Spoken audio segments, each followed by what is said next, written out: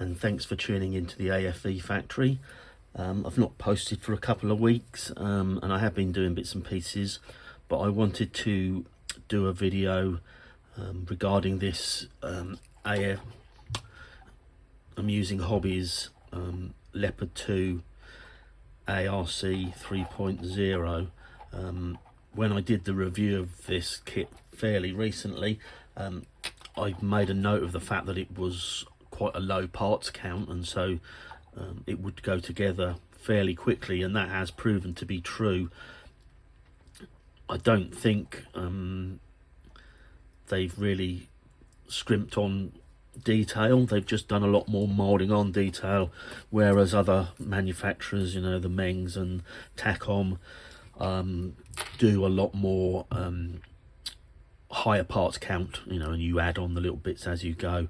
So yeah, hence why we're now at what's essentially a finished chassis stage. If you were buying their Leopard 2 A8, this is essentially what you would get, with the side armour and the turret specific for that model. But this is the bare bones, if you will, of the chassis. What will happen next is the side armour will go on, and then this whole area here will be clad in the armour to turn it visually into the ARC version, and then the crewless turret will go in on the top.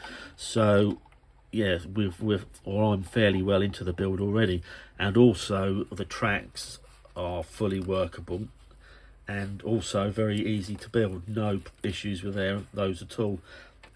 Usual little bit of a time needs spending on clipping the bits off of the sprues, etc., but otherwise, assembly wise, they go together really easy.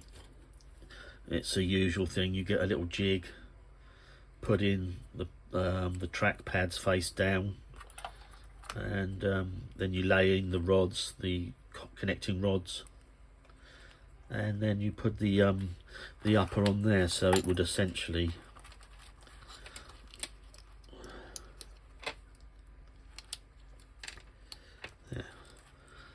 it looks like that once it's assembled. Tiny little bit of glue needed when you sandwich the track pads together, but otherwise, as you can see, they work. They're not sticky, and yeah, they were quick to do, so I'm very impressed with that. And again, as I am with this this model in its entirety so far, everything has come together nicely. Nice joins. The only issue there is, which is a shame really, is these both these both these mesh covers here.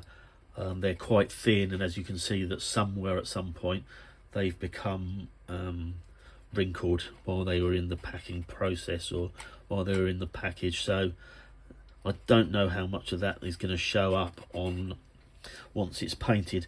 As you can see the thinness of them, because you can see the sort of the veins of the grill underneath there. So yeah, so from a detail perspective, they're nice and thin. Just unfortunately, they've got a bit damaged, but I can not blame. You can't really blame. Well, you can blame Amusing Hobby for that if you wish. It's not sure where that damage occurred, is what I'm trying to say. So yeah, so this is going to be my build log part 1, and as you can see, there's not going to be many more. Probably the next one will be building up the additional armour and changing the actual features of the chassis, and then the third one will be the construction of the turret. So yeah, it's just gone together really well. Torsion bar suspension in there, so you can, if you want to pose it articulated in some way for a diorama or whatever, you can do that.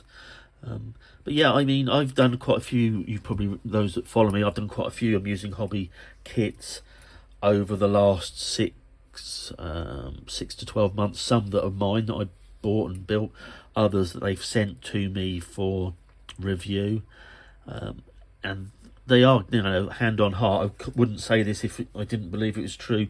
You know, they are improving. They are making better and better kits. They seem to be learning from the lessons of earlier models, and I think that's a testament to them, really. And so this is a good kit. I mean, it's an interesting one, really, because, you know, you've got a lower parts count, so it's going to be a quicker build. Other manufacturers tend to justify price, I believe, by having a high part count.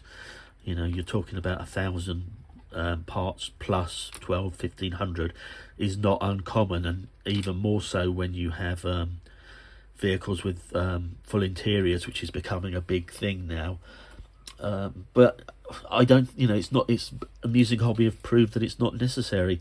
I did their Tiger P with full interior last year, and that was the first full interior kit that I'd ever built, so I was kind of a bit dubious of it, a bit wary of it, thinking it's going to take a long time with all these little bits, and it went together again, well built. You know, have suffered in the past with issues with tracks and issues with some, you know, bits that haven't moulded properly, but none of that on this one. I've also got the Centurion X to build after this, and looking through that's got a lot more parts, but you know, it's still, for me, not parts overload, and I don't anticipate it being a difficult vehicle to assemble either. So yeah, I'll leave it there because I won't ramble on and make this any more long-winded than it needs to be. But all is going well. I'm enjoying this kit, and next time it will be probably completed chassis wise. I've got to make the other run of tracks, so, and yeah, I'll let you know what it looks like and my feelings there. But so far I've got nothing negative to say about this kit, so that's good. All right, cheers then. Thanks for tuning in, and I'll catch up with you soon.